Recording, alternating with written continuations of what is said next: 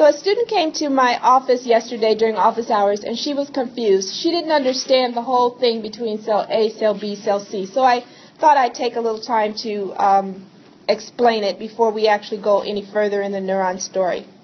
So I wanted you to understand that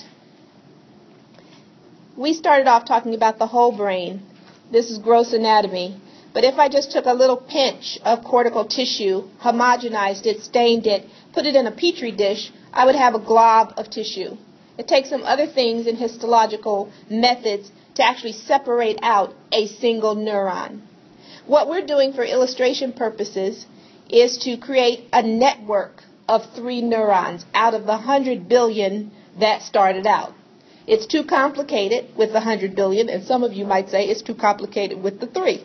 But this is where we're starting, with cell A, cell B, cell C. When I asked you in your coloring book on page 3.1 to draw a network, what I meant was that I was pretending there was a cell A off the page and a cell C off the page, and the actual illustration would focus on cell B. So the illustration on 3.1 of the coloring book itself is a network, but with not everything shown. Not everything is shown. It's a network, but not everything is shown. You just have the synapse between cell A and cell B, and the synapse between cell B and cell C. But it's understood that off the page is the rest of cell A off the page, and the rest of cell C off the page. She didn't understand that, and if that was confusing to you, you won't understand the network. So this is a network of cell A, cell B, and cell C. I can turn the network any kind of way. So here it is going across the page, and here it is going down the page. But what's important for us in this illustration is that there's a synapse here and a synapse there. Cell B has both a pre- and a postsynaptic membrane, and it changes. Here, this is the presynaptic membrane for this synapse, and the postsynaptic membrane, in that information via neurotransmitters only travels one way, from the receiving end of the neuron to the sending end of the neuron. So information is only going to travel one direction. So here's a presynaptic synapse, and here's a postsynaptic membrane, correct? Here is still cell B.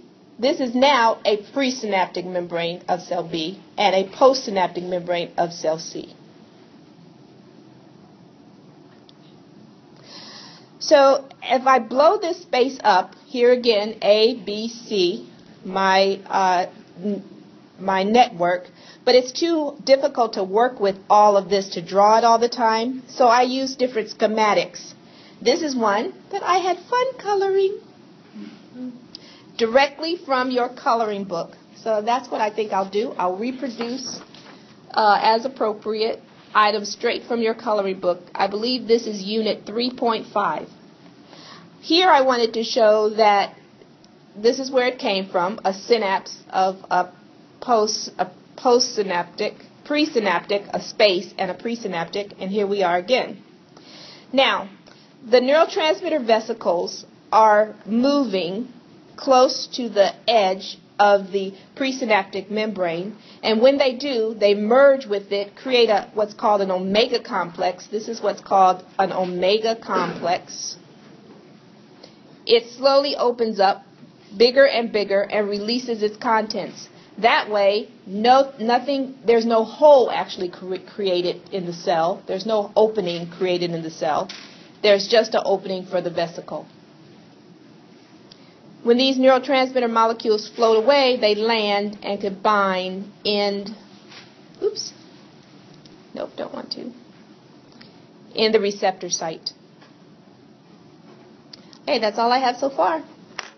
So I'm going to finish that, post that on YouTube, provide the link for you in the blog or the Blackboard site, and it corresponds with chapters 2 and 3 of the textbook. When you come back after our little break, we'll be preparing for a major quiz that's going to put all of this together. The Neuron Story and your anatomy. So please be mindful.